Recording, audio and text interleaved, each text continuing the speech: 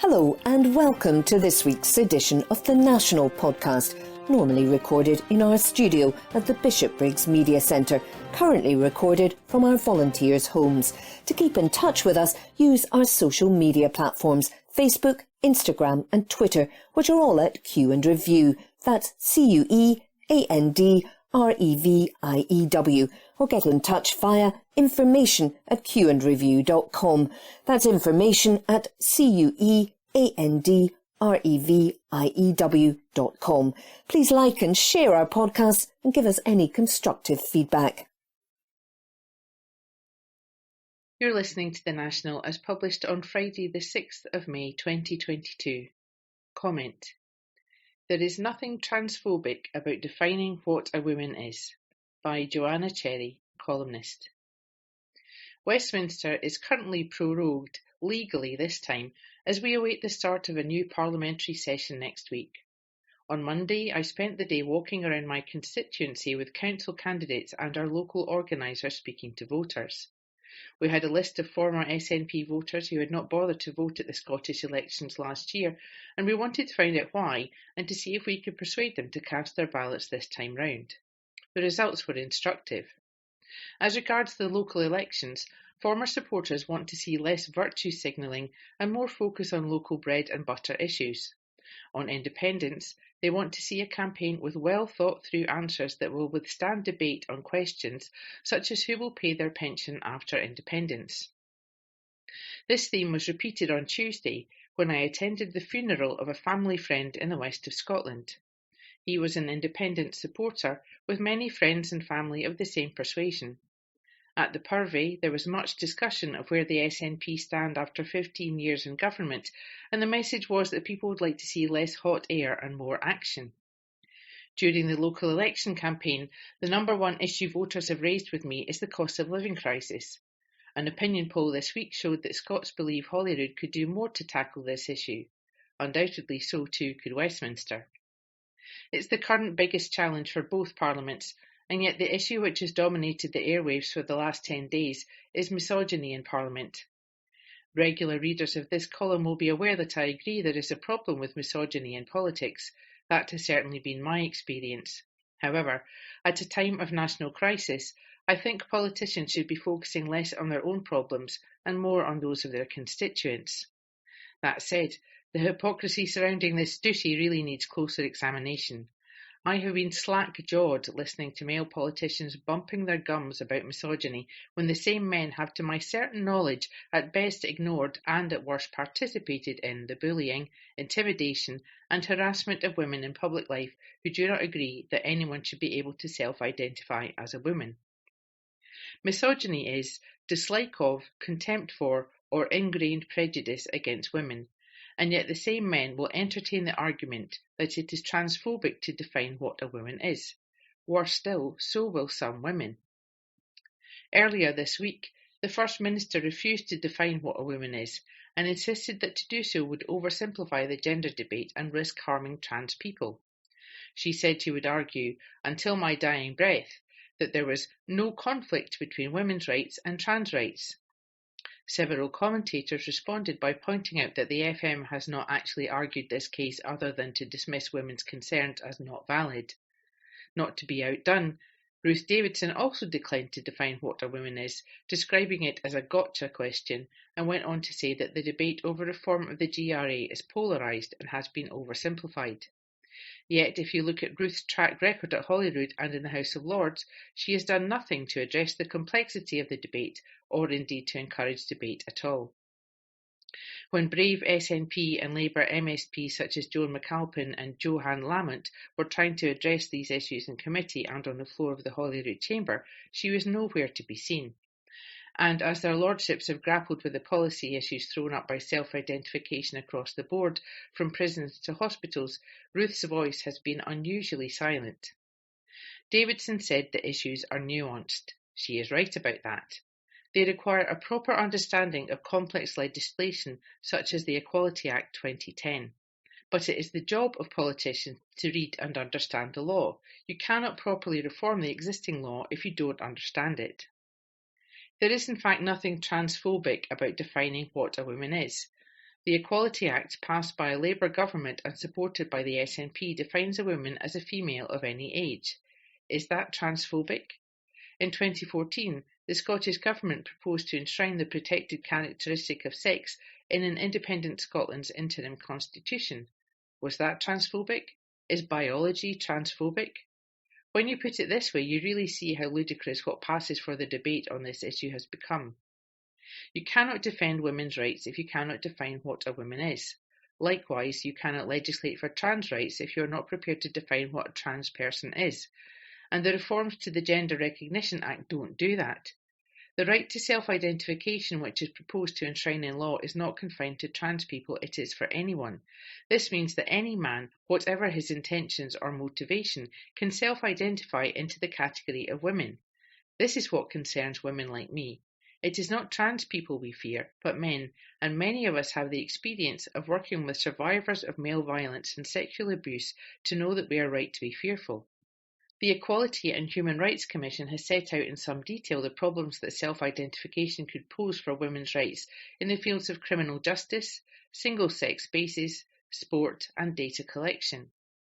It has made it clear that under the Equality Act, females have a right to single-sex spaces if they are a proportionate means to achieve a legitimate end. Such ends include protecting privacy for women in areas such as refuges, changing rooms, rape crisis centres, and prisons, and ensuring fairness as well as safety in sport.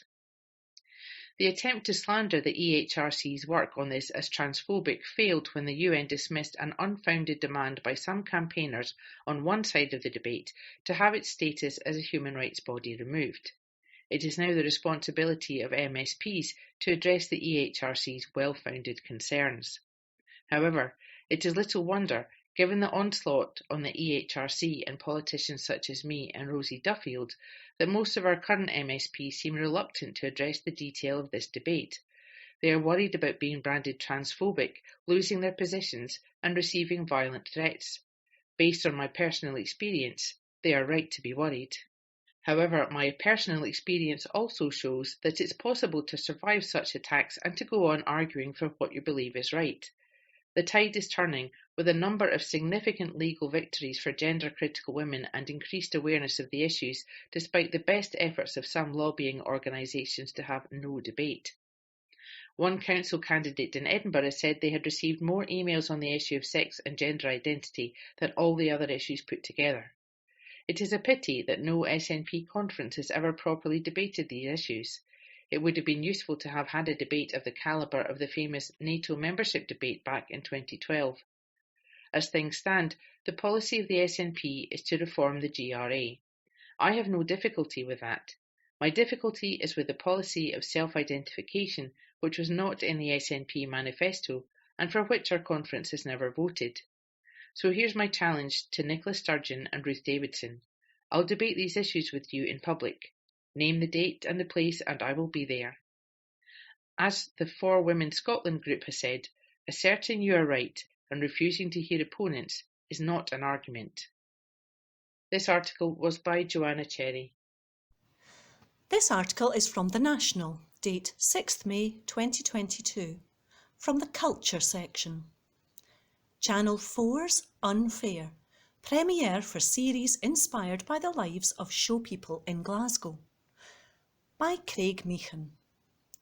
They say, write what you know, and Emma Lennox has done just that. Her debut series Unfair premieres today, and it's one that's been years in the making. The Glasgow writer, originally from Fife, has been inspired by her own life. She moved into a showman's yard in the East End of Glasgow with her now husband Mitch, not knowing a great deal about fairground life. Now, Lennox, described by Channel 4 as one of the UK's exciting new talents, has been given her TV breakthrough, inspired by her life on the yard in a city with the highest density of show people in Europe. Unfair follows the story of Sorcha, Cat Ronnie, a clueless student who moves into a showman's yard with her boyfriend Bentley, Dylan Wood. Sorcha has fallen out with her own family and is desperate to fit in with Bentley's, but she knows nothing of show people culture. Made by Skye-based company Young Films, Lennox hopes it'll fill Scots with laughter while accurately representing an underserved community. With Unfair, she said, I really just wanted to show, because there's so many misconceptions, that it's just families living here just like anywhere else really. I wanted to have a clash of cultures comedy situation that happens to be set in a showman's yard. Lennox told The National it was vital she worked with an organisation like Fair Scotland, a group dedicated to promoting the heritage of Scottish show people and fairground culture. She said, I'm basing the story off my own experiences, but without that support from the community, I wouldn't be able to make it, and I wouldn't want to make it either. I know how damaging some media has been to the community over the years, so I wouldn't want to do something that's added to that.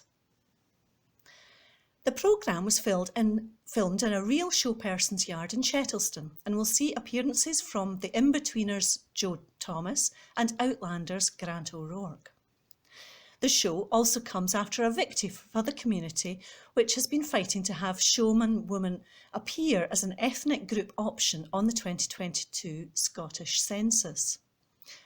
More than anything, though, it's a comedy first and foremost, Lennox said. And I'm not trying to represent the entire show people community. That is just my little perspective of it. It's really a story about family. But I do think having at least this one story that is a bit more of a positive thing of actual people in amongst a sea of myths and misconceptions will hopefully make people think twice about what they think show people are. Lennox added that the representation of Scotland generally was lacking in the media. She said, there are so many sides in Glasgow, not to mention the whole of Scotland, that isn't seen on screen.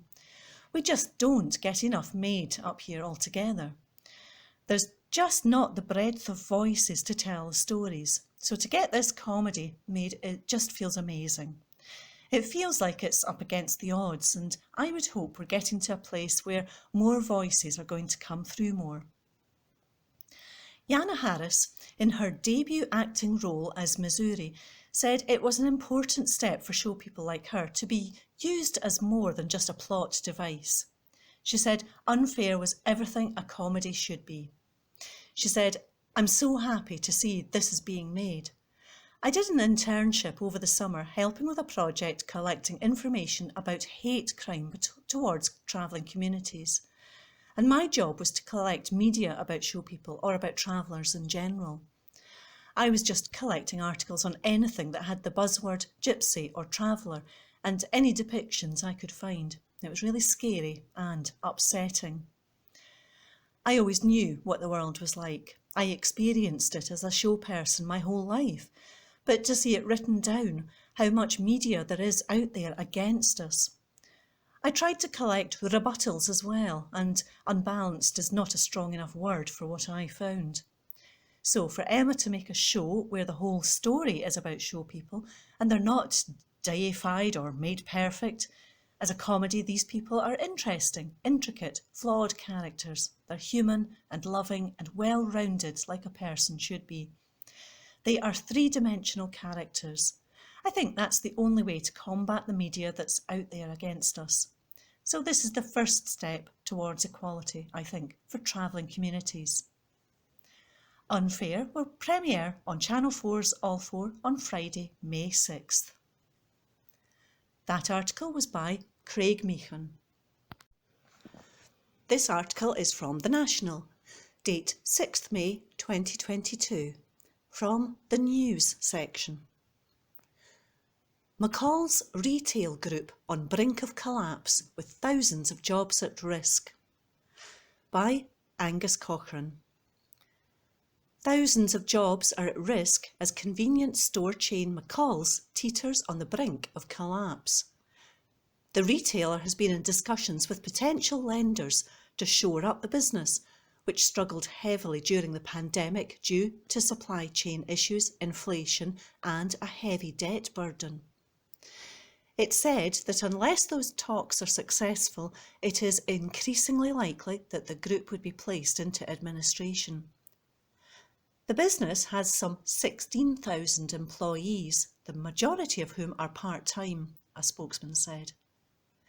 In a statement in which it described itself as the UK's leading community retailer, a representative said, "As previously disclosed on April 25, 2022, the group remains in discussions regarding potential financing solutions for the business to resolve short-term funding issues and create a stable platform for the business going forward."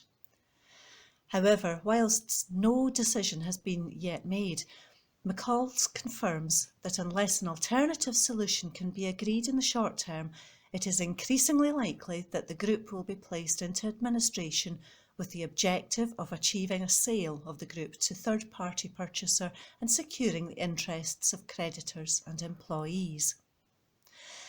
Even if a successful outcome is achieved, it is likely to result in little or no value being attributed to the group's ordinary shares. The spokesman said a further update would be made as and when appropriate. Asked about a report by Sky News that administrators could be called in as early as Friday, he said there would be no comment beyond the statement issued on Thursday.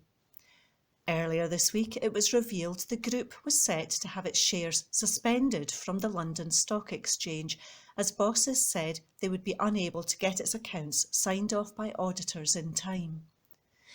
Shares in the company had already plunged, as it reported last month that talks with its lenders and banks would likely leave shareholders empty-handed under rescue efforts. The group runs more than 1,100 convenience shops across England, Scotland and Wales.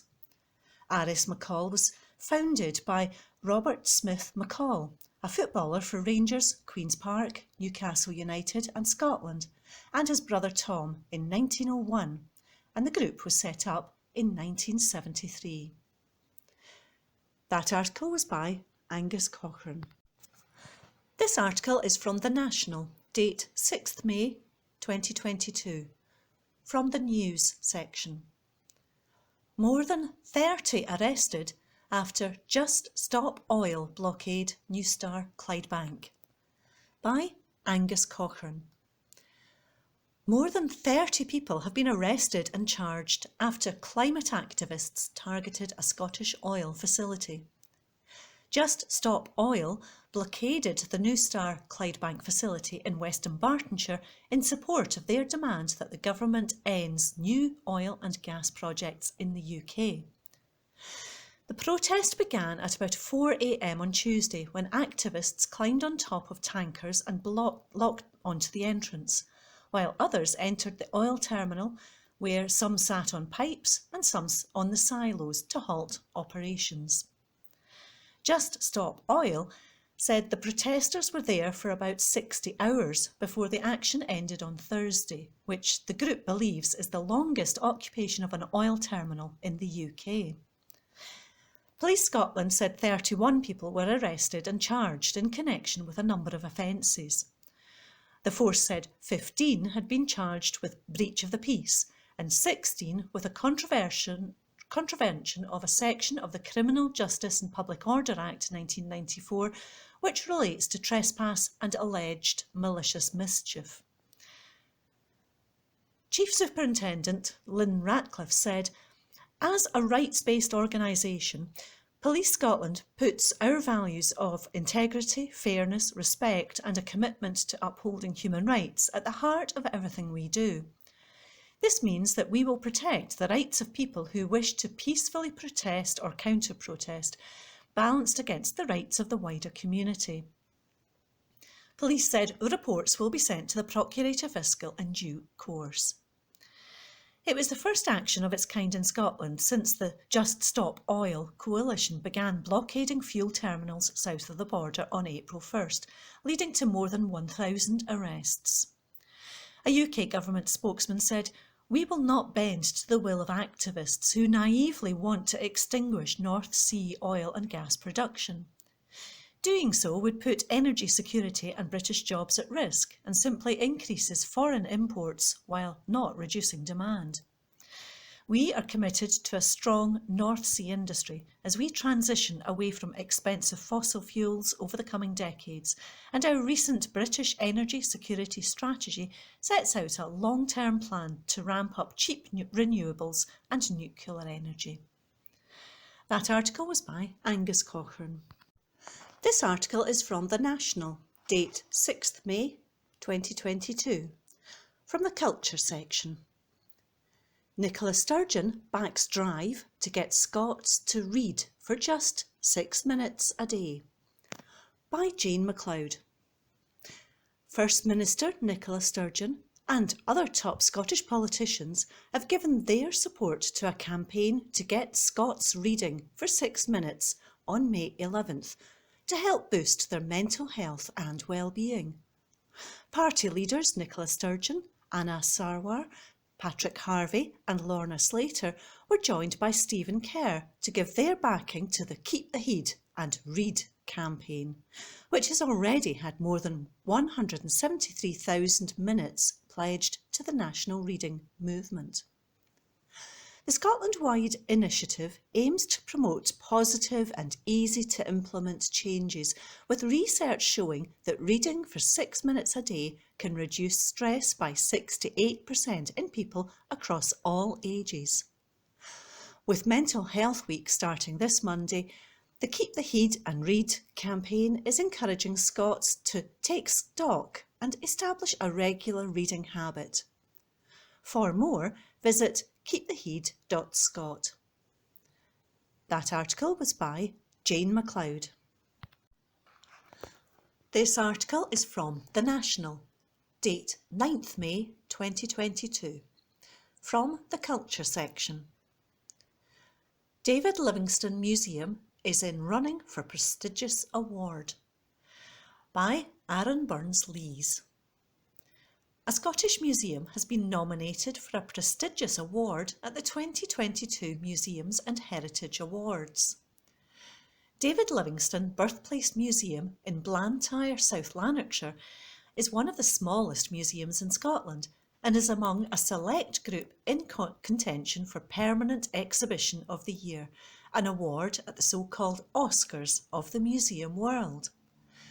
The award features museums all across the world. Livingston was a Scottish physician and Christian missionary who became a lifelong abolitionist and well-respected explorer in Africa. Despite being born in 1813, it is argued that his worldwide impact remains today in Scotland's lasting relationships with many African countries and in Black Scottish history. The museum recently received a £9.1 million investment boost, allowing it to add to its displays and renovate existing exhibitions. Grant Mackenzie, director and trustee at David Livingston Birthplace Museum, said, "We are delighted to be recognised by the Museums and Heritage Awards as one of the best permanent exhibitions this year. This recognition is truly reflective of the importance of Livingston's story for the modern day. When many of the books about Livingston were initially written, there wasn't much information about the people he met and worked with in Africa. Some weren't named, some of them weren't even written about. We have found out lots more about them since then, and the reinterpretation of the collection is much more reflective of the real experiences Livingston had. In the new museum, we show how Livingston successfully collaborated with the local people he met to achieve his great feats of exploration. Wherever possible, we've tried to humanise Livingston, showing his flaws as well as his great qualities. Livingston's stories set Scotland in a global context, provide connections to international communities and links to contemporary issues." Professor Sir Geoff Palmer, Chancellor of Heriot-Watt University and member of the Museum Advisory Panel, said, "I am delighted that the David Livingston Birthplace Museum has been nominated for this important award, which recognises the national and international importance of the life story it contains. History and education go together, and this can be seen at this museum. 70 years ago, as a boy in Jamaica, my aunts insisted that I attend church 3 times every Sunday. The story of David Livingston's life as a missionary and explorer was told frequently, and this helped to shape my values and my education.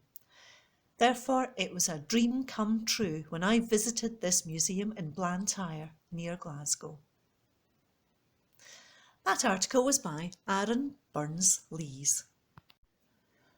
This article is from The National, date 9th May 2022, from the Politics section. The trajectory of the Greens may mimic the SNP's historic ascent, by Stephen Payton. At first, the early sampled data from the Glasgow local election count didn't seem entirely right.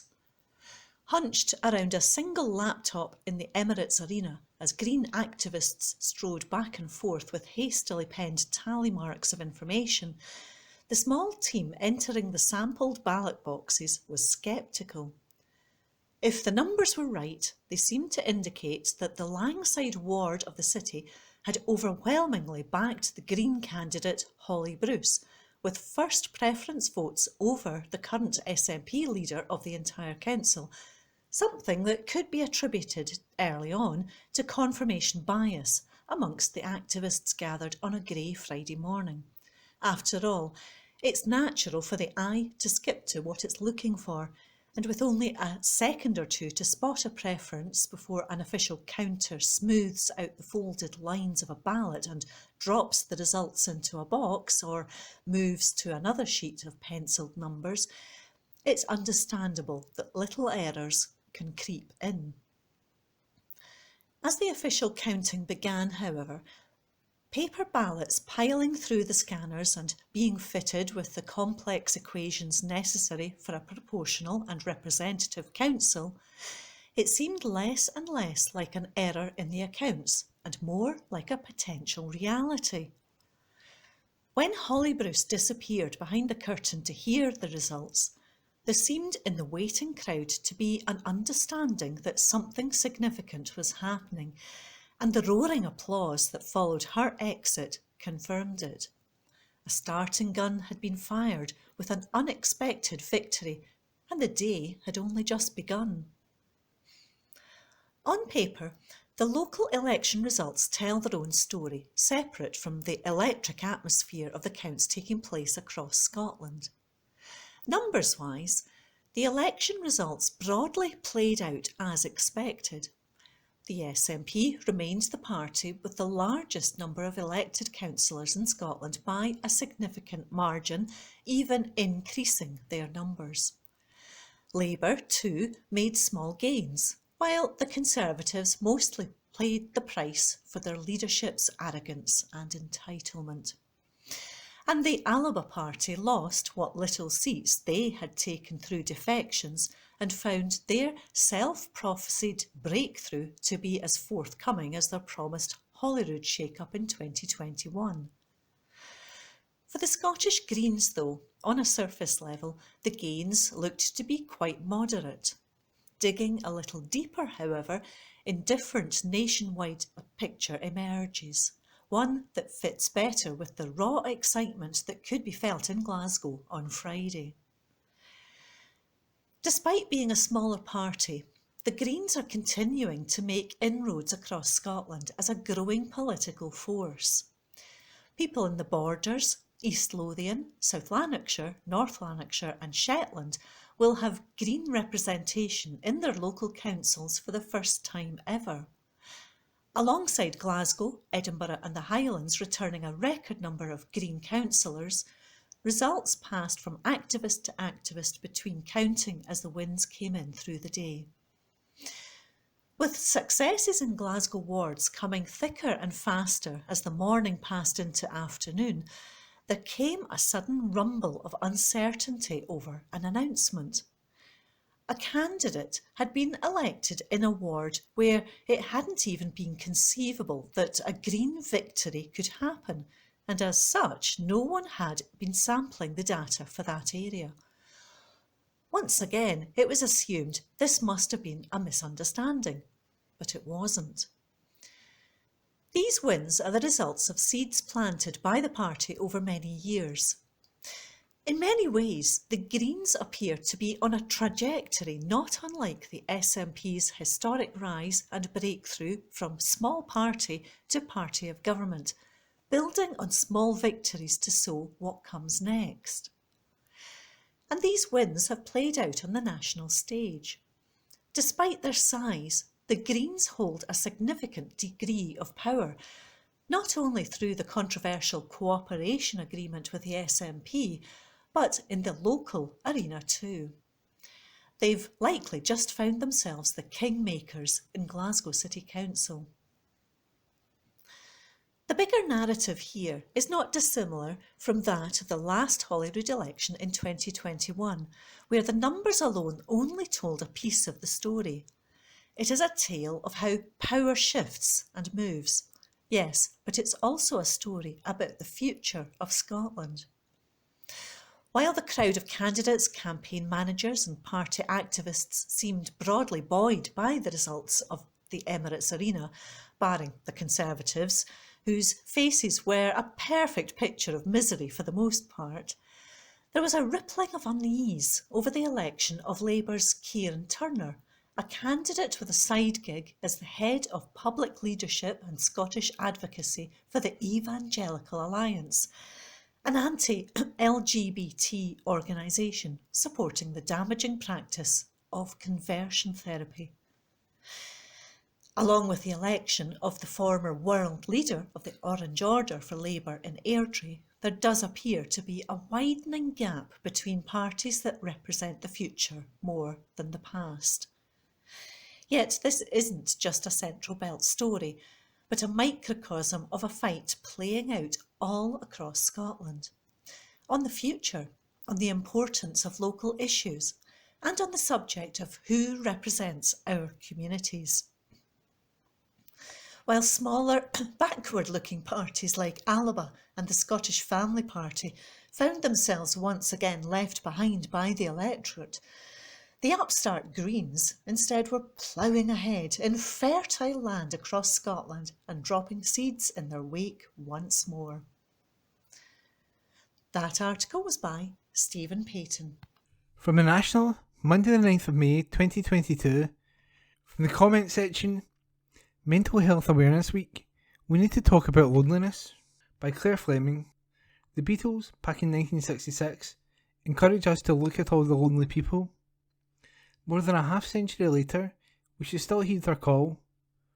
Loneliness is commonplace in Scotland, with 1 in 4 adults saying they feel lonely some or all of the time in the last month. Yet, despite its prevalence, we're unable to talk about it. Loneliness is not about the number of friends we have, how much time we spend on our own, or something what happens when we reach a certain age. It's the feeling we experience when there is a mismatch between the meaningful social connections we want and those we have. When experienced over a longer period of time, loneliness can damage our mental health, leading to anxiety and depression. Despite so many of us being affected, 78% of adults in Scotland have experienced loneliness over the last year. More than half of us, 51%, hide feelings of loneliness from others.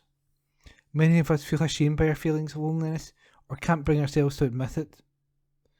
Perhaps this unwillingness to talk comes from a fear of being judged or suspicions that our loneliness is self-inflicted or due to a personality failing.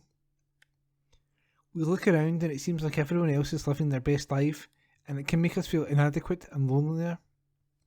That's why this Mental Health Awareness Week, we are exploring loneliness, its impact on our mental health, and what we can do to tackle it. We want to open the conversation about loneliness and are inviting people to share their experiences with the hashtag I've been there. By doing this, we hope to reduce the stigma and send a powerful message to people who may be struggling that loneliness is not something we need to manage alone. Indeed, we all have a part to play in addressing loneliness as individuals, communities and governments. If you are feeling lonely, it can help to keep it busy by doing things you enjoy. Try to use social media in a positive way by finding digital communities with the same interests as you, and try to find people who get you. To support others who are feeling lonely, you can help by making groups you are part of as welcoming as possible and be available to listen and show understanding. Don't judge or stigmatise someone who has said they feel lonely. It's a really tough thing to admit, and that person has taken a huge step by being open about their feelings. Don't dismiss them out of hand. Loneliness is serious. It's a significant public health issue, a sign of poor mental health, and we need more than the goodwill between people and communities to overcome it. We need investment for population level supports. Our local and national governments must take action to help reduce social isolation in our communities, with investment in quality community spaces, organisations and groups, to create more opportunities for people to connect. Our research for Mental Health Awareness Week asked people what could be done to address loneliness, and more than 4 in 10, 46%, said new or improved community-based clubs and activities in the local area where people can meet in person would help. But first, we must talk about it. We encourage everyone to get involved in Mental Health Awareness Week and share their stories of loneliness that have been kept hidden. Eleanor Rigby and Father Mackenzie would thank you for it. Visit www.mentalhealth.org.uk/MHAW for more information about loneliness and mental health. #Mental Health Awareness Week. And that was a comment piece by Claire Fleming. From the National, Tuesday the 10th of May 2022, from the news section, A82 crash at Dumbarton, police appeal after car hits 5, kills 1, by Xander Richards. Police are appealing for witnesses after a car came off a busy Scottish road and hit 5 people, killing 1. Officers said the fatal crash happened on the A82 north of Dumbarton on Monday, May the 9th, at around 8 p.m. A grey BMW 3 Series hit 5 men who were working on the grass verge near the Lomondgate roundabout.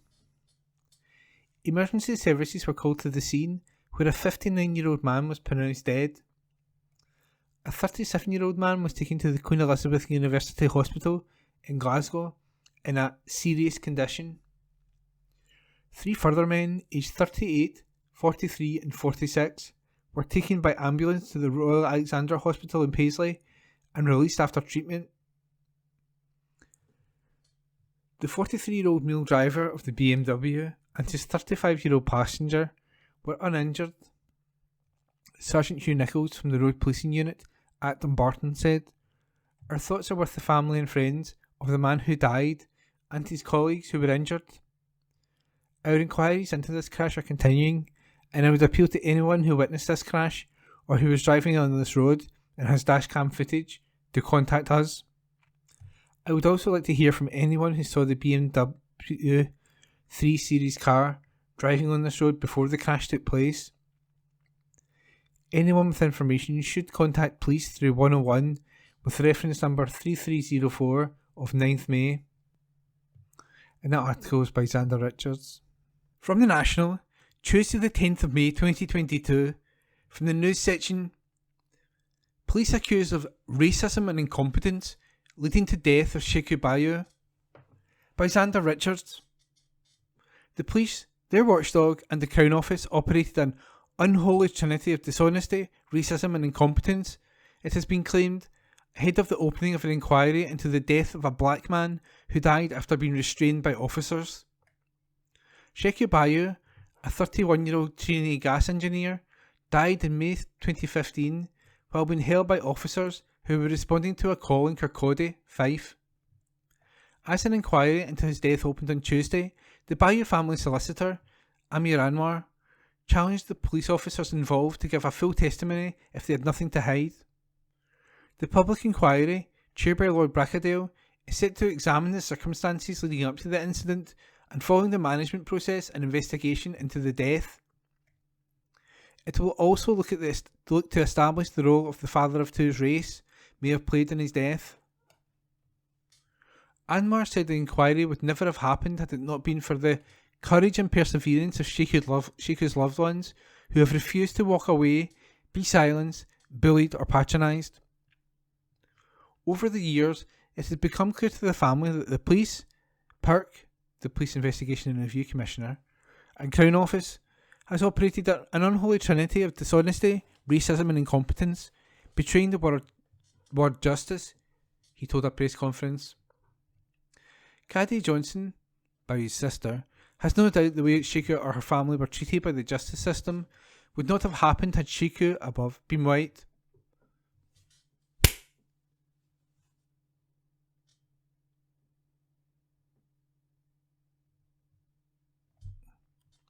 Caddy Johnson, Bayou's sister, had no doubt that the way that Shiku or her family were treated by the justice system would not have happened had Shiku been white.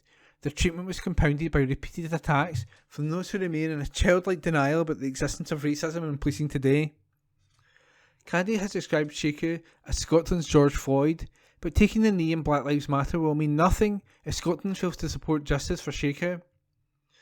Anwar added, in less than 50 seconds of the first police officers arriving, Shiku Bayou was brought to the ground. He was handcuffed and restrained, with leg and ankle cuffs, and would never get up again, losing consciousness and dying. As Caddy said when they put her brother's lifeless body in the ambulance, he was still shackled like a slave, with over 24 separate injuries, cuts, lacerations, bruises and a broken rib. Within minutes, the process of criminalising, smearing and stereotyping began to enforce an image of a mad and dangerous black man wielding a knife with stereotypical characteristics of extraordinary strength in an attempt to blame Shiku for his own death, but he was unarmed and never deserved to die. No charges have been brought because of his death, but Anwar said the family felt as if the police officers involved had nothing to hide. They had nothing to fear from coming and giving a full and frank testimony to the inquiry. He said the real test of this inquiry would be whether this country acts to ensure that the real change takes place in an unaccountable, all-powerful justice system. Sadly, Shiku is not by any means the first man to die in police custody, but, if anything, I hope that his name does not fade from the memory, and that one day the name of Shiku leaves us a legacy that his children can be proud of, he said. And that article was by Xander Richards. From the National, Thursday the 12th of May 2022, from the sports section. Ange Postecoglou says it has taken every ounce of him to deliver a title for Celtic, by Graham McGarry. Ange Postecoglou has dedicated Celtic's title win to his family and the club's fans, saying it has taken every ounce of him to deliver this success for them. The Celtic manager was visibly emotional as he reflected on the magnitude of his achievement, fulfilling his lifelong dream in the process, and acknowledged the impact his feat would have for his homeland of Australia too. The Celtic motto may have become "We never stop" under his guidance, a phrase he uttered in an early training session, and one that ended up emblazoned on the back of their t-shirts that celebrated their title success. But Postecoglou says he will now enjoy Trophy Day at Celtic Park against Motherwell on Saturday before taking a well-earned break to look back on an incredible season. It's hard for me to comprehend, Postecoglou said. I've had this lifelong dream to manage a world-famous club, trying to make an impact. I'm in this spot now of achieving something I've always wanted to achieve. I guess it's a weird kind of feeling for me. All those things are important. That's the kind of weight and responsibility you carry. But ultimately you carry it as manager of this football club, as well as representing the country I was born in and the country I grew up in, plus the people who have been along the journey, my beautiful wife and 3 boys, my friends, people who have been beside me. I think about how they are feeling right now. It's really special. They are all part of me. They go through the ups and downs and the stresses. Hopefully they feel good tonight. The sacrifices my family make are for those moments. They are the intangibles that make this job special. It's fair to say it's taken every ounce of me. I've put everything into it because I knew how big a challenge it was. Now we've done it, and the overriding emotion is one of relief and satisfaction, and you feel drained because we've had to be really focused this year and not get distracted. To play in this city, it's very easy to get distracted by other teams and issues. There's a potential to take you away from what's important, and we've been concentrating so hard. It feels like 2 seasons in one. We've jammed in a rebuild season and a season of success. I came with the best of intentions. I'm a pretty ambitious guy, but I knew it would be a tough ask because I knew our starting point and the opposition. After round 7, you look where we were, and now to be 31 games undefeated has been unbelievable. Postecoglou said that the bond between the players and supporters was key to getting his men over the line. The club had a difficult year without success, he said. Even worse, the fans couldn't do what they love the most. I knew this year would be a pretty important year. As much as steadying the ship, we had to put down a marker for the fans and make an impact. The fact we've ended up champions is pretty amazing. That article was by Graham McGarry. From the National, Thursday the 12th of May 2022, from the sports section. Celtic stars soak up incredible Parkhead atmosphere as thousands of fans celebrate title win with fireworks and flares. By David Irvin. Celtic players last night soaked up the incredible atmosphere outside Parkhead after sealing the Scottish Premiership title. Ange Postecoglou's side were confirmed as lead champions after taking a point against Dundee United at Tannadice. And after the domestic success was wrapped up, Celtic supporters descended on Parkhead to welcome the team bus back to Glasgow. For several Celtic stars, it's their first time winning the league in Scotland, and they were met with jubilant scenes as supporters chanted while fireworks went off and flares were set off outside Celtic Park. Summer signings Leal Abada and Joe Hart shared snapshots of the celebrations on social media. Celtic Academy graduates Stephen Welsh and Anthony Ralston also shared video footage of the celebrations on Instagram. Ralston simply captioned the footage, "Unreal." Postecoglou himself was close to tears after the title triumph last night as he hailed his side. He told Sky, "The fans had a tough year last year. Not just the fact that we didn't win anything, but they couldn't come and support their team. They've been right behind us since day one. I couldn't be happier. I'm really proud of this group of players and staff. I think our football has been outstanding, but the character this team has shown through the last 31 games to rise to every challenge, I couldn't be more proud of them." This article was by David Irvin. Recorded from the National on the 10th of May 2022, from the Culture section. Queen's Speech, Why Ian Blackford and SNP MPs Wore White Roses. By Laura Webster. SNP Westminster leader Ian Blackford and his MPs wore white roses on their lapels during today's Queen's Speech ceremony at Westminster. The move sparked curiosity among eagle-eyed parliamentary viewers who asked why the group had donned the flowers. Following the proceedings, Blackford, the SNP MP for Ross, Skye and Lochaber, explained the symbolic decision on Twitter. The Queen's Speech ceremony, where the Queen sets out the UK government's agenda over the next parliamentary term, comes just days after the local elections where the SNP secured a record victory. In Westminster, Blackford and the parliamentary group opted for the symbolic flower move in the wake of the election. It is the first time the party have done this at Westminster. The group previously donned roses in 2015 when 56 SNP MPs attended the state opening of Parliament. The flower linked to Scottish poet Hugh MacDiarmid, who wrote the poem The Little White Rose. The rose of all the world is not for me. I want for my part only the little white rose of Scotland that smells sharp and sweet and breaks the heart. MacDiarmid supported an independent Scotland and was a founding member of the National Party of Scotland, a forerunner to the SNP. He stood as a candidate for the SNP in 1945 and 1950, and also for the Communist Party. At one time he was the vice chair of the SNP.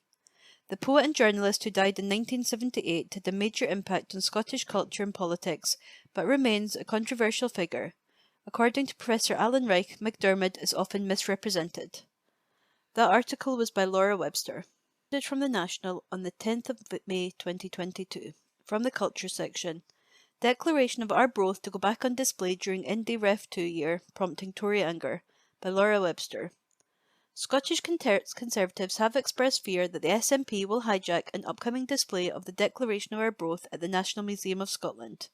The key document written by Scottish barons to Pope John XII in 1320, asking him to recognise the country's independence and acknowledge Robert the Bruce as king, is being made visible to the public for the first time in 17 years next summer.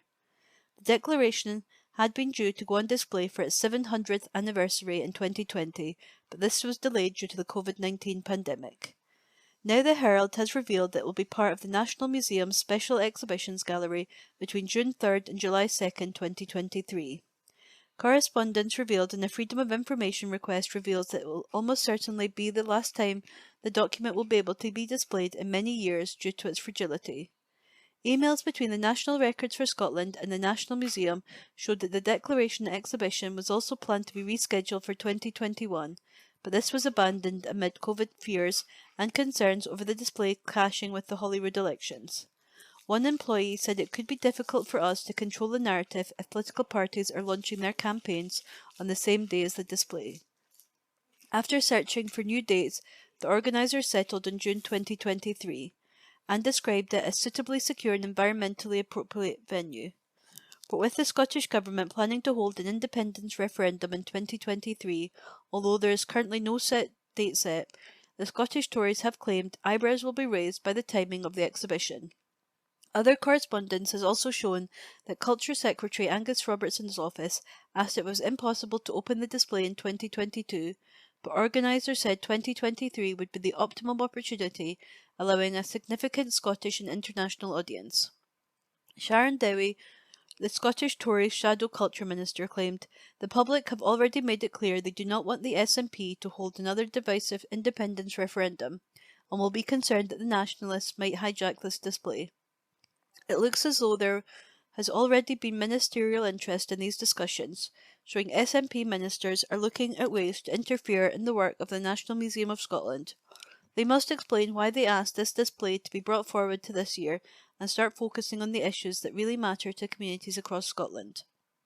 A National Museum of Scotland spokesperson argued that the timing had been selected to fit in with our busy public programme and allow as many people as possible the rare opportunity to see this unique piece of Scotland's history. They went on, "The display has had to be repeatedly reprogrammed due to the COVID pandemic, and we've been working to find dates for some time. While we are aware that a potential independence referendum for next year has been the subject of discussion since last week's local election results, no specific timings have been published, and there is no reason to reconsider our approach. The Declaration of Arbroath, considered one of the country's most important documents, was last displayed at the Scottish Parliament. SNP's MPs mocked the Tories for their reaction to the document's upcoming display, describing their responses as ridiculous. Stuart MacDonald, MP for Glasgow South, said, "In a crowded field, the Scottish wing of the Tory party must be their most mind-numbingly ridiculous, paranoid and intellectually void."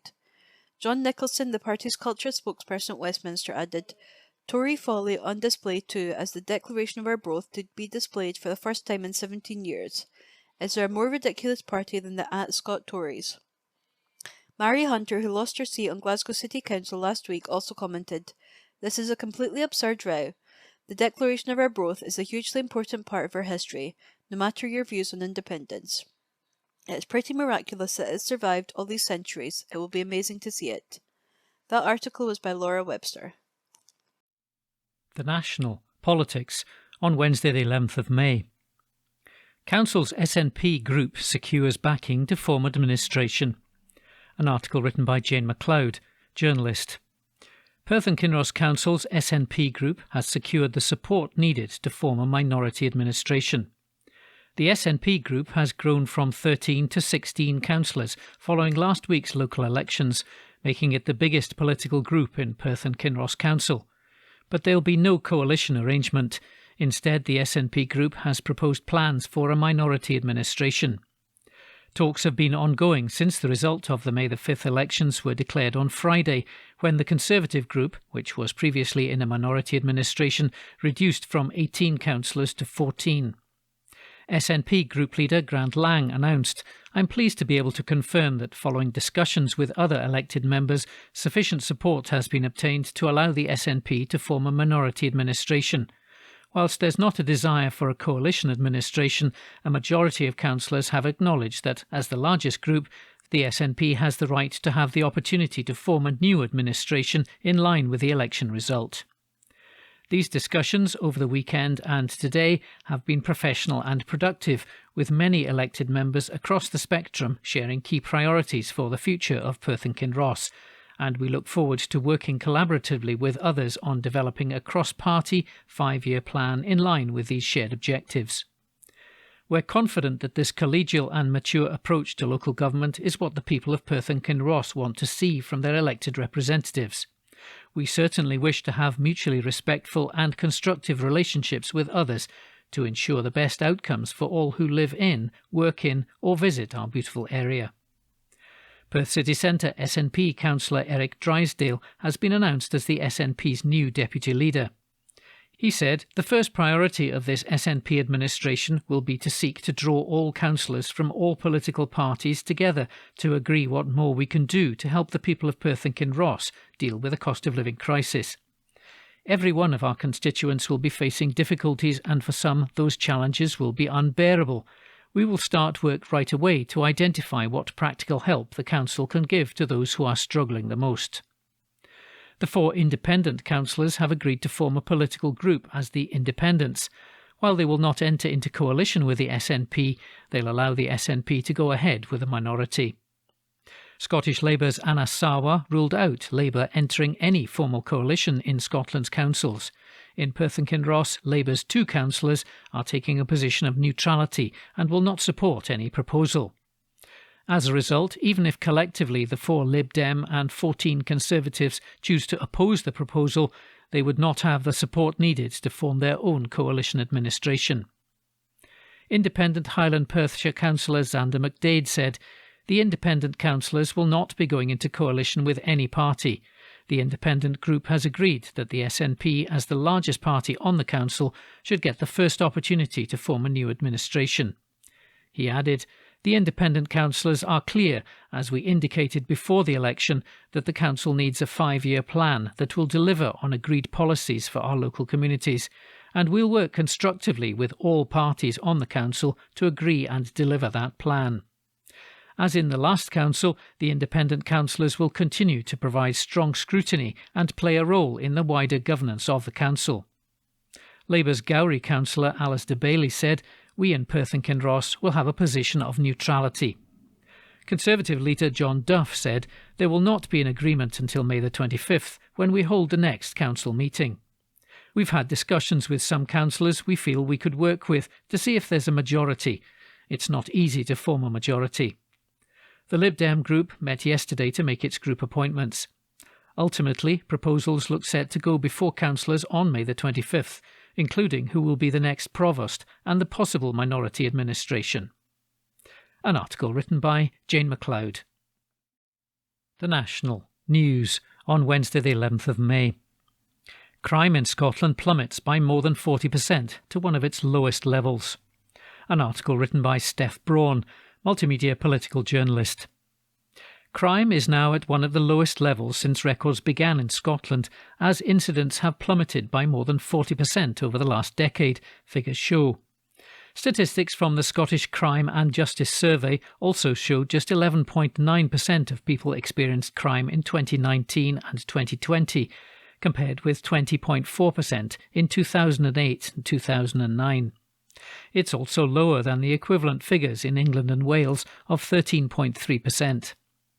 The survey found the volume of crime in Scotland, including incidents not reported to the police, had fallen by 46% over the last 10 years or so, from an estimated 1,045,000 incidents in 2008-2009 to 563,000 in 2019 and 2020.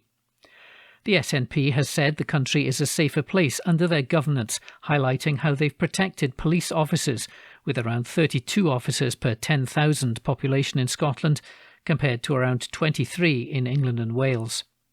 The party added they're the best paid officers in the UK, with a new constable in Scotland starting on £26,737, compared to £21,654 in England.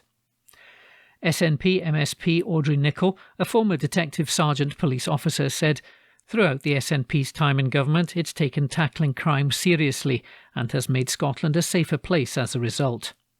Not only has the Scottish Government cracked down on crime, but its approach has also meant that reoffending is at its lowest level in the last 22 years, proving that the smart justice approach is paying off in Scotland. The figures compared to those in England show that the Tories' apparent tough-on-crime approach is failing, as incidents of crime are higher in Tory-run England than they are in Scotland. Despite devastating Westminster cuts, the SNP Scottish Government has not only maintained a higher number of officers per head on the streets of Scotland compared to England, but it's also made a career in the police the most attractive compared to the rest of the UK, as officers are paid the highest wage. It's only the SNP that can be trusted not only to keep Scotland safe, but to keep crime low and to protect police services for the future. An article written by Steph Braun. The National News on Wednesday the 11th of May. Sheku Bayo's sisters speak out as public inquiry into his death begins. An article written by Laura Webster and Xander Richards. The sister of Sheku Bayo has told how she no longer feels safe in Scotland after her brother died in police custody. Caddy Johnson spoke briefly at the start of a public inquiry into the death of her brother 7 years ago. She told the hearing in Edinburgh, "I don't feel safe anymore here in Scotland. I feel nervous and worried for my children. I fear for the safety of my nieces and nephews. Why should I have to feel this way?" Her comments came after claims that the police, their watchdog and the Crown Office operated an unholy trinity of dishonesty, racism and incompetence. Amma Anwar, the solicitor representing Mr Bayo's family, spoke out just before the inquiry, which is examining the death of the 31-year-old trainee gas engineer in May 2015, got underway. And Mr Anwar challenged the police officers involved to give a full testimony if they had nothing to hide. The public inquiry, chaired by Lord Brackadale, is set to examine the circumstances leading up to the incident and the following management process and investigation into the death. It'll also look to establish the role the father of two's race may have played in his death. Mr Anwar said the inquiry would have never happened had it not been for the courage and perseverance of Sheku's loved ones who have refused to walk away, be silenced, bullied or patronised. Over the years, it's become clear to the family that the police Investigations and Review Commissioner and the Crown Office has operated an unholy trinity of dishonesty, racism and incompetence, betraying the word justice, he told a press conference. Caddy Johnson has no doubt that the way Sheku or her family were treated by the justice system would not have happened had Sheku been white. Their treatment was compounded by repeated attacks from those who remain in a childlike denial about the existence of racism in policing today. Caddy has described Sheku as Scotland's George Floyd, but taking the knee and Black Lives Matter will mean nothing if Scotland fails to support justice for Sheku. Mr Anwar added, in less than 50 seconds of the first police officers arriving, Sheku Bayo was brought to the ground. He was handcuffed and restrained with leg and ankle cuffs and would never get up again, losing consciousness and dying. As Caddy said, when they put her brother's lifeless body in the ambulance, he was still shackled like a slave, with over 24 separate injuries, cuts, lacerations, bruises and a broken rib. Within minutes, the process of criminalising, smearing and stereotyping began to enforce an image of a mad and dangerous black man, wielding a knife and with stereotypical characteristics of extraordinary strength, in an attempt to blame Sheku for his own death, but he was unarmed and never deserved to die. No charges have been brought because of his death, but Mr Anwar said the family felt if the police officers involved had nothing to hide, they had nothing to fear from coming and giving a full and frank testimony to the inquiry. He said the real test of this inquiry would be whether this country acts to ensure that real change takes place in an unaccountable, all-powerful justice system. Sadly, Sheku is not by any means the first man to die in police custody, but if anything, I hope that his name does not fade from memory and that one day the name of Sheku leaves us a legacy that his children can be proud of, he said. The public inquiry, which is being held at Capitol House in Edinburgh, began with a minute's silence, with Lord Brackadale saying the focus of today is on Sheku Bayo himself and what he meant to those he left behind. Mr Bayo's three sisters, Khadijatu Johnson, Adama Jallow and Cosna Bayo, attended the inquiry yesterday. His mother, Aminata Bayou, was also present after travelling to Scotland from Sierra Leone. The room was packed with other relatives and friends, as well as members of Police Scotland, including Chief Constable Ian Livingston. Cosna Bayou said, 7 years since we lost our brother. The pain is still there. I miss him so much. We will carry on to make sure his legacy lives on. Ms. Jallow, before breaking down into tears, said, Sheck was a fun, loving, cheeky boy. There was no doubt he was a mummy's boy. Khadijatu Johnson then took over and read the rest of her sister's statement, which added, and the thing that was unquestionable was that he loved his family. Nothing mattered to Sheck when he was with his 2 sons. They were his world, and there was never a dull moment when Sheck was around. An article written by Laura Webster and Xander Richards. Recorded from the National on the 11th of May 2022. HBO Succession star Brian Cox supports Dundee Libraries as part of reading campaign, by Craig Meehan. Brian Cox has talked about the importance of libraries ahead of a launch of a campaign to promote reading. Cox has shared a message of support with Dundee Libraries ahead of a celebration of the power of reading happening in Scotland this week called Keep the Heed and Read. The campaign is being run by the Scottish Libraries and Information Council and is asking everyone to pledge 6 minutes to reading on Wednesday, May 11th. Cox told the new podcast Beyond the Bookshelf, launched by Dundee Libraries, that reading was important to him as a child, growing up in the city. He started by reading comics, moved on to books, and is now an avid reader of the classics. He said, reading stimulates your imagination in all kinds of ways and allows us to engage with language. Reading is about knowledge and how we discover things. We have the internet, of course, but there is nothing that compares to a good novel. Reading helps us understand our history, provokes thought, and stimulates our imagination. Tanya Duthie, Service Manager, Information Services at Leisure and Culture Dundee, said, in his recent autobiography, Brian Cox talks about how important reading was to him as a child growing up in Dundee and into adulthood. As his new book is newly published, and because of his local connection and links to this campaign, we reached out to Brian to ask why reading is important to him, and we were delighted to receive this response. It was really kind of him to take time to support us, and we hope that it encourages everyone to pledge 6 minutes of reading on May 11th.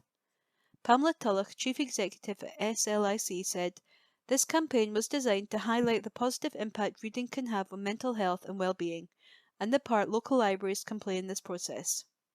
Our ambition is to have as many people as possible, of all ages and abilities, reading anything from newspapers and books to comics and recipe books next Wednesday to kickstart this healthy habit. As we approach the National Reading Moment on May 11th, it's great to see so many people supporting the campaign and inspiring others to get involved. And you can still sign up and pledge your reading minutes at keeptheheed.scot. That article was by Craig Meehan. Recorded from the National on the 11th of May 2022. From the Culture section, Edinburgh International Book Festival unveils new site plan for years ahead, by Jane MacLeod. The Edinburgh International Book Festival has announced the venues for its upcoming events. The festival will be held at the Edinburgh College of Art before moving to a brand new city centre and University of Edinburgh site in 2024.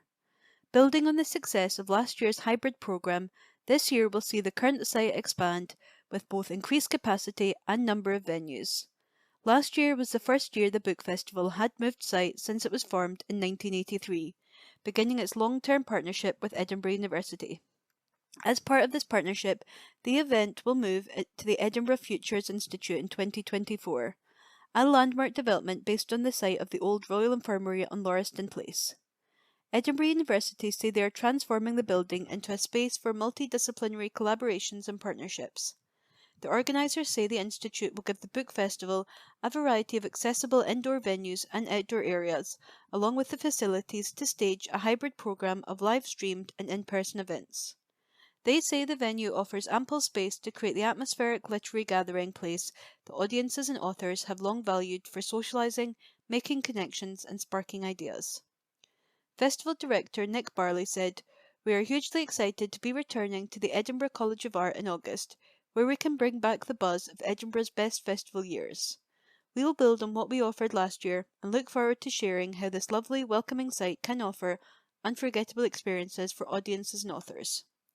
We've been working closely with the University of Edinburgh over the past 2 years and are thrilled that our new permanent home will be Edinburgh Future Institute from 2024, a historic building with an all-important village green outdoor area which has been developed for everyone to enjoy and of which our festival city can be proud. He went on, "It throws up extraordinary game-changing opportunities for the book festival, but importantly, for the first time in our festival's history, it helps us plan a number of years ahead. The new site will allow us to continue building back our world-renowned programme while putting accessibility, sustainability and innovation at the core of what we do with an all-important village green outdoor area." Principal and Vice-Chancellor of Edinburgh University Professor Peter Matheson said, "I am delighted that the University of Edinburgh is deepening our partnership with the Edinburgh International Book Festival. We will provide world-class venues and our students and staff will be an intrinsic part of the festival's programme, sharing and discussing ideas with audiences from Edinburgh and all over the world. We look forward to welcoming book festival goers to Edinburgh College of Art for the next 2 years.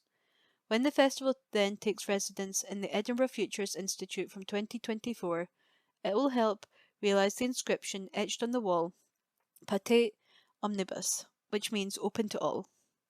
This year's hybrid festival will take place August 13th to 29th. That article was by Jane MacLeod. The National, May 12. Scottish Islands to be served by Royal Mail postal drones. Report by Jane MacLeod.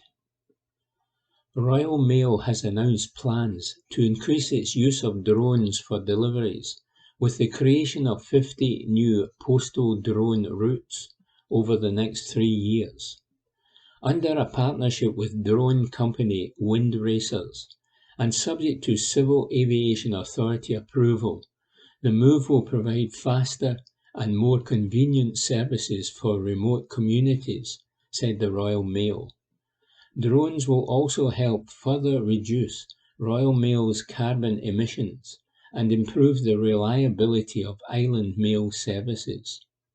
It currently uses ferries, conventional aircraft, and land-based delivery, which can be affected by bad weather. The first routes for the new service include the Isles of Scilly, Shetland Islands, Orkney Islands, and the Hebrides. Royal Mail said it was aiming to use up to 200 drones over the next 3 years, increasing to more than 500, servicing all corners of the UK. Royal Mail has conducted 4 drone trials over the last 18 months, including flights on Mull, the Isles of Scilly off the Cornish coast, and between Kirkwall and North Ronaldsay in Orkney. Test flights for the new service have been held between Tingwall Airport in Lerwick and Unst, a 50-mile flight each way.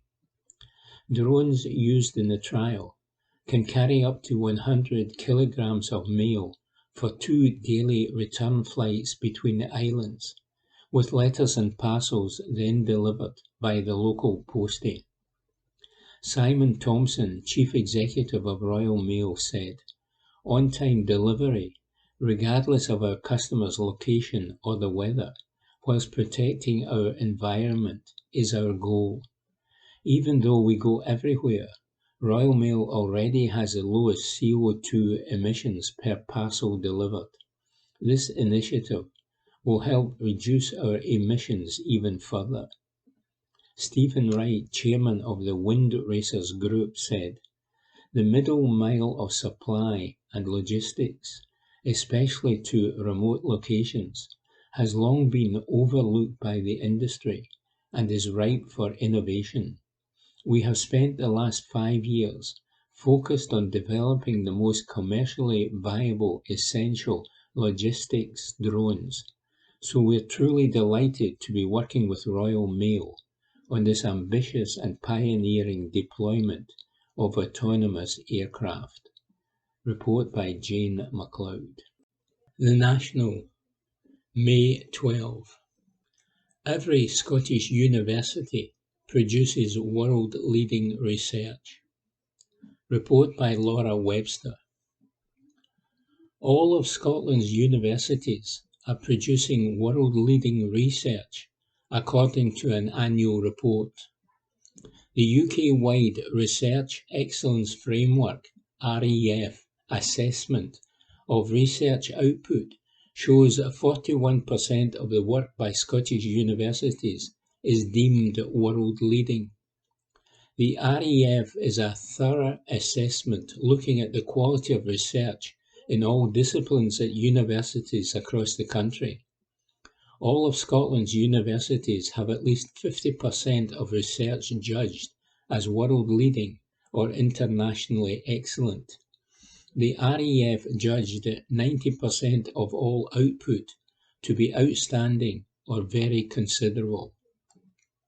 Almost 90% of Heriot-Watt University research was deemed to be world-leading, and 87% at the University of Stirling was seen as internationally significant.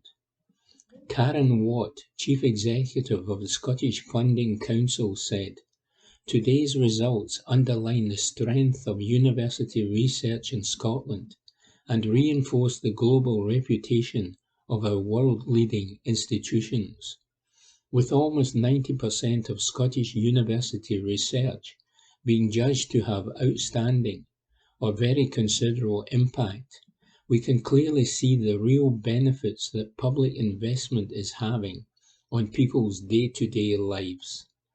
This is a huge achievement, and I would like to pay tribute to every member of staff who has contributed to this robust process, and to all those who continue to make such a huge contribution to addressing the societal challenges we collectively face."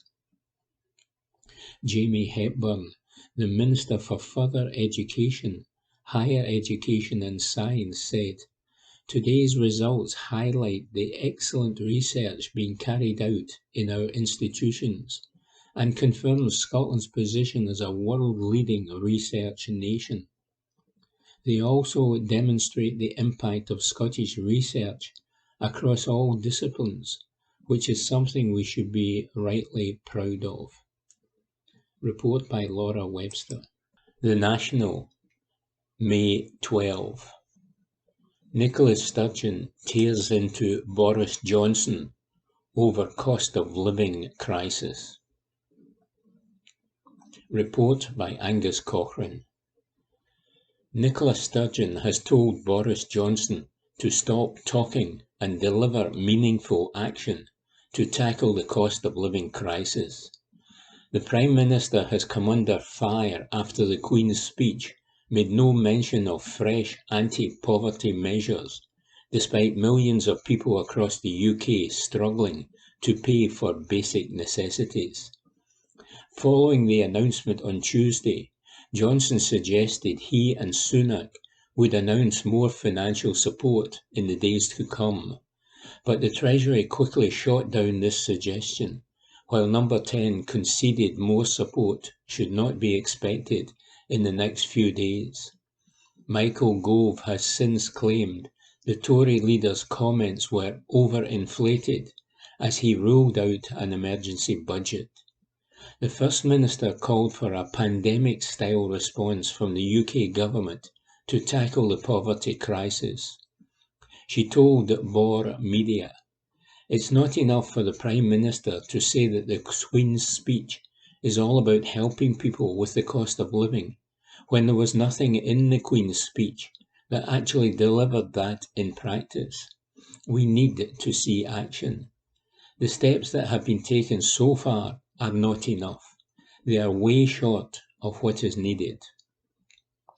People are struggling right now to feed their children, to heat their homes, and we know it's going to get worse as we go through the summer into the autumn and winter, so there is an urgency here."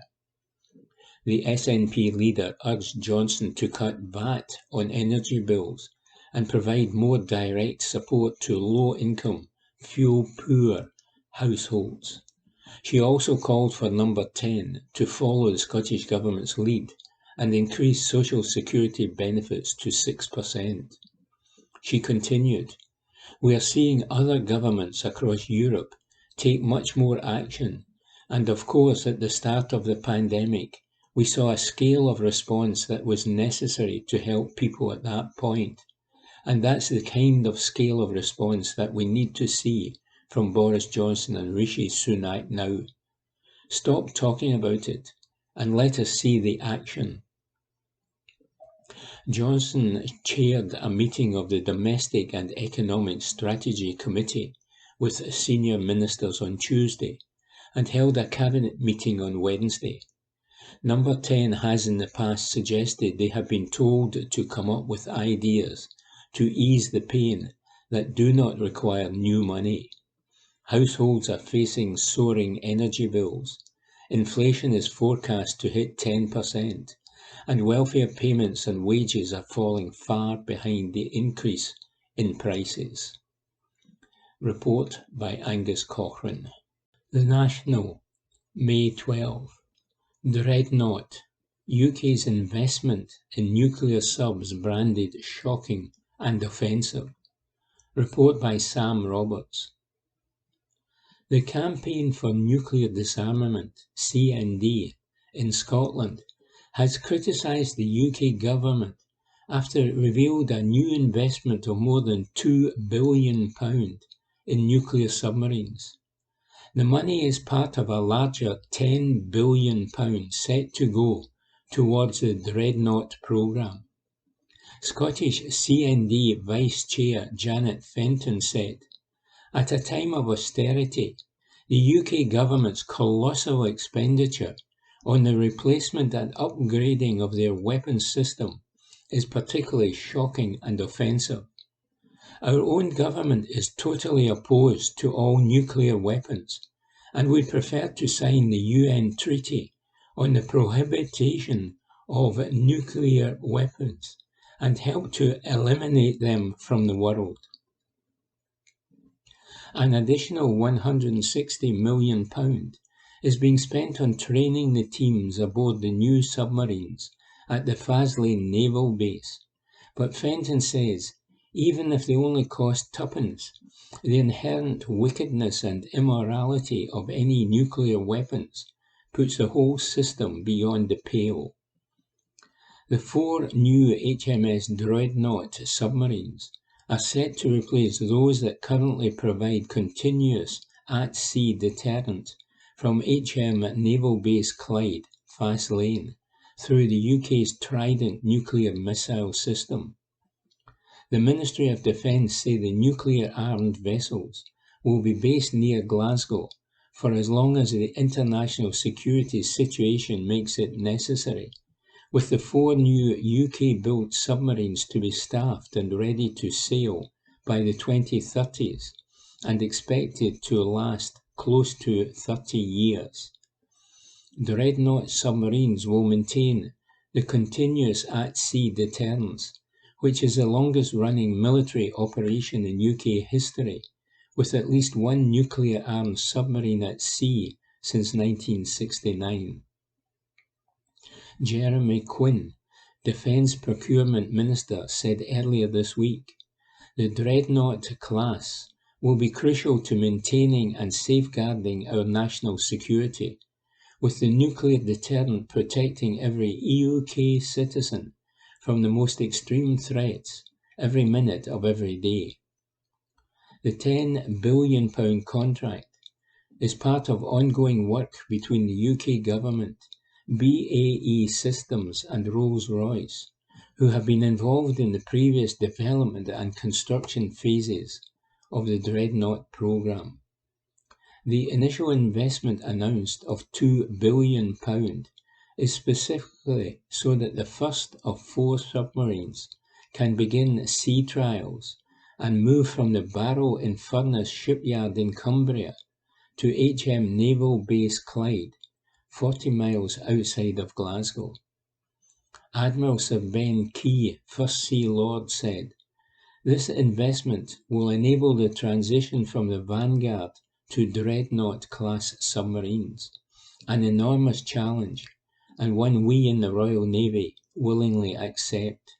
We have provided over 50 years of unbroken, continuous at-sea deterrence. and we will ensure that the Royal Navy provides the ultimate guarantee of security for the United Kingdom for the next 5 decades and beyond.